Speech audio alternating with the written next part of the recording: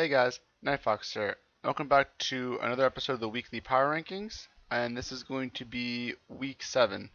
There's been a little bit of shakeup in the list, not too much. Most shows are really starting to solidify the area that they're going to be in since we're about the 8-9 episode mark.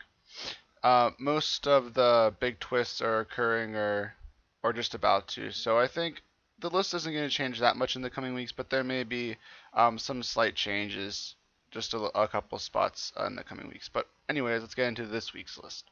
So the bottom of the list is the same as it has been for the past couple weeks.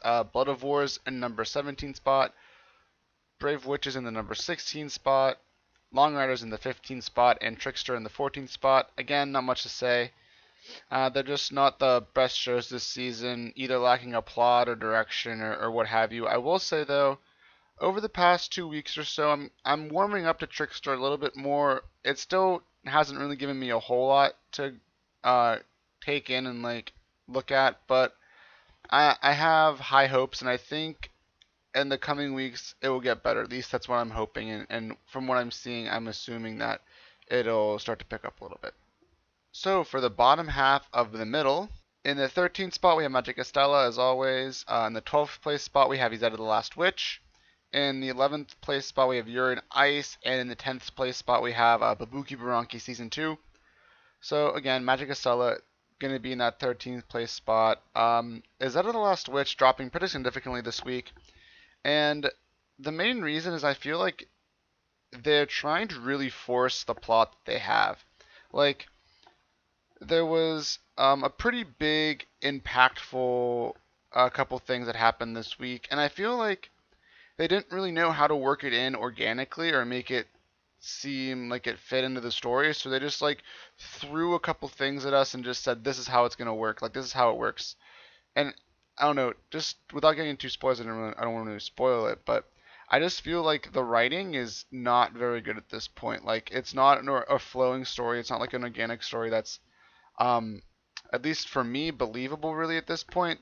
For the most part, like 90% I was with them. I was like, all right, like I can accept this. This kind of makes sense. I'm on board. But just that last 10% that they threw in there I was just not having it. I didn't really think it fit with the story. I thought it was a little bit of a cop out in many ways, just to be like, oh, but here's this new wrinkle in the plan or whatever. Here's this new uh, obstacle or something they have to overcome now, and it just, for me, it just didn't feel natural. It felt like it was really forced, and they're just keep adding things into the story to make it fit the plot that they have already written out. So right now I'm not really happy with this show. I'm not enjoying it as much as I was. So we'll see how they end it in the next coming weeks, but as of now I'm not really expecting anything out of this show. You're nice in the 11th spot.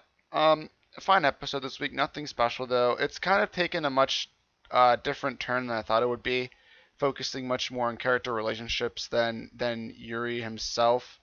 Don't get me wrong, there is definitely some development for Yuri, but it's lacking in that regard, and it's spending a lot of its energy in the development of character relationship, which is fine, but it's just not. For me personally, this show isn't really. It's not really, I guess, my cup of tea the way it's going, with the like the very very strong emphasis on the evolution of one character, of some character relationships. But that said, I still do enjoy the show, so I'm gonna keep watching it. I'm just not expecting it to blow my socks off or anything at this point. So in the number 10th place spot we got Babuki Baranki season 2. Pretty much the same as every week, just a solid episode.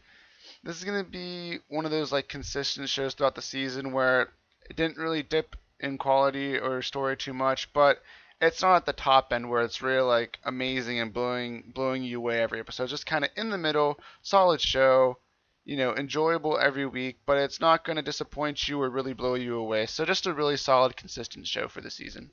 So going to the top half of the middle, in the ninth place spot we have Drifters. In the 8th place spot we have Nanbaka. In the 7th place spot we have Bungo Stray Dogs Season 2. And in the 6th place spot we have Occultic 9. So in the 10th place spot we have Drifters. I'm kind of getting more on board with this show. I felt like this week's was a little bit of a transition episode, kind of setting us up for the next arc. Also, we still don't know how many episodes it is, so I'm gonna be a little concerned because they threw a lot at us this week, a lot of kind of world setting, and what's kind of going on, and some more details into the world. And I feel like we're gonna need more than maybe 12, 13 episodes to really delve into this. Again, episode count hasn't been announced yet, so I'm not sure. I'm hoping it's gonna be more episodes so we can fully explore the whole world and everything they were throwing at us this week. But for now, I'm still on board with it. It's pretty enjoyable. I just hope that they give it enough episodes to really explore the world that they have been building for us, which I really am enjoying. So in the 8th spot, we have Nanbaka. Very different episode again from what we're used to seeing with the comedic timings and stuff. There was a little bit of that at the end, but this week's episode was really action-packed and got kind of dark. Uh, Very different from what Nanbaka usually has been doing so far for this season. But I enjoyed it. I think it was a very different side of the show, but I think the show did it pretty well. And it has been confirmed to get a second season, so I feel like they're trying to create more of a plot that will carry the show through the next season instead of just consistently jokes for like 24, 25 episodes, whatever it ends up being. So I appreciate what they're doing. I'm appreciating that they're trying to branch out and show us that it's not just a joke show. They can do other genres as well to a reasonable ability level. So I appreciate that from Nanbaka. And like I said, in the end of the episode, the latter half, it still got back to its regular roots, some jokes and stuff, which, Nanbaka is always very good at that genre for sure. But yeah, I'm appreciating what they're doing, that they're showing us a variety of styles that they're able to do, and I'm looking forward to the end of this show as well as moving into the second season to see what Nanbaka has in store for us. So in the number 7 spot, we have Bungo Stray Dogs 2. Great episode this week. Just kind of reinforced what I was saying last week, that Dazai is really the one that carries this show for me. The Atsushi, the main character, don't really care for him that much. Dazai, for me, is really the main character of this show. And this week's episode really focused on him. We had an awesome fight between him and a partner versus two enemies. It was a great episode, phenomenal. Now, I'm going to expect this show to drop again next week. I just feel like this was a one-off episode that was really spectacular, but I just feel like it's not going to hold up to this level considering the episodes we've gotten so far this season. So I'm not holding my breath. I think it's kind of going to return to the form that it has been having this entire season, but I really enjoyed this episode, and I hope that I'm wrong and it does surprise me and it keeps this level of episode for throughout the rest of the season, because if it would, then I would be very excited that it ends on a very strong note. In the number 6 place spot, we have Occultic 9. Like I said a couple weeks ago, this is a slow burning show. It's really ramping up now. We're getting more and more pieces of this puzzle, but we still have quite a ways to go. We're getting some answers, but at the same time, we're getting thrown more questions, much like Steins Gate in that regard, as it's by the same author. So, I'm really enjoying this show. I think it's really smart in how it moves the plot along and how it gives you certain things. So I'm really looking forward to how this show is going to conclude. I just can't wait for the next week's episode, honestly. So, like I said, if it keeps going like this, it may even break into the top 5. Maybe a tall order for this show, but I think with the right kind of ending, it may be able to pull it off. So, nothing other to say than I'm just excited to see where the story goes. So, moving in the top 5, in the number 5 spot, we have March Comes In Like a Lion. The reason it dropped this week is because due to production issues, it was delayed a week. And so I didn't want to drop it too low because March Comes In Like a Lion so far has been a very strong show. So I figured I'll just drop it at the number 5 spot and then just let it sit there until we get a new episode next week. So the only reason it's really there is because there was not an episode airing this week. In the number 4 spot, we have Kaijo. Again, fantastic in its genre, Battle Shonen. I'm really super excited because there's kind of like this tournament that they've been building up to for the past few weeks, and it's finally getting started. So the last few episodes, I'm sure, are going to focus on that. And I'm always excited for tournament-like fights. I know everyone has some new special moves. I'm sure that we're going to show off. So I'm really excited, and I can't wait to see how these fights really unfold. So, like I said before, strong battle shonen, doing everything right in its genre. In the third place spot, we have Sound Euphonium 2. Kind of a slower episode this week.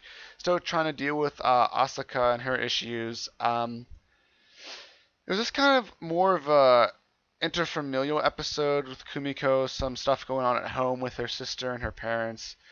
So it was just kind of like Kumiko dealing with this and kind of, I think, looking at her own life and stuff. So good episode. By no means was it bad. It was very good. It just wasn't a super strong episode that Sound Euphonium is used to having. So still a great show. Just a little bit of a lull this week. In the number 2 spot, we have Ajin Season 2. Really excited for this show. We finally got to the climax. We're really hitting that stride. The next episode, maybe even the next two, I feel are going to be really action-packed and jammed full of awesome scenes. This week, really started to ramp up into it. We got some really awesome scenes near the end leading into the next few episodes. The one thing I do want to say, and I'm pretty sure they'll do it, so I'm not too concerned about it, but a couple episodes ago, there was a character that we revisited and, kind of had a little plot movement with him. We haven't really touched him yet since. It's been like 2 or 3 weeks, I think. So I hope they go back to that and just don't leave it there like hanging. I hope they really bring it back and tie everything together. I have no doubt that they will. I'm very confident that they'll pull it off really well, but I just wanted to address that point really quickly. And then in the number 1 spot, Magical Girl Raising Project for the second week in a row. This show has really hit its stride. It's brutal. It's great. I don't even know. It's intense even. Like, it's just, the show is really starting to show its true colors. And this is the show, man, where every week I wait for this show to come out because I want to see what's going to happen next. Because, I don't know, man. At this point, anything can happen. They've shown us that with the past 2 episodes. You can't really predict what's going to happen in this show because really anything could happen. One character could be alive in one episode and then 5 minutes into the next episode, they're dead. Like, no one's safe. Like, I don't even know what's going to happen. There's so many interesting things they could do, so many interesting ways they could take it, and I'm just really excited to see where it goes. So, again, number 1 this week, fantastic episode this week and last. And I expect it to continue to have fantastic episodes until the season's over. So, that's my weekly power rankings for week 7. If you agree or disagree with any of my rankings this week, feel free to leave me a comment in the section down below. If you want to check out any of the first impression videos for any of the shows airing that I'm watching, feel free. I'll leave a link in the description box below to that playlist. And if you want to stay up to date and be notified when any new videos come out, make sure you hit that subscribe button. And until then, I'll see you guys next time.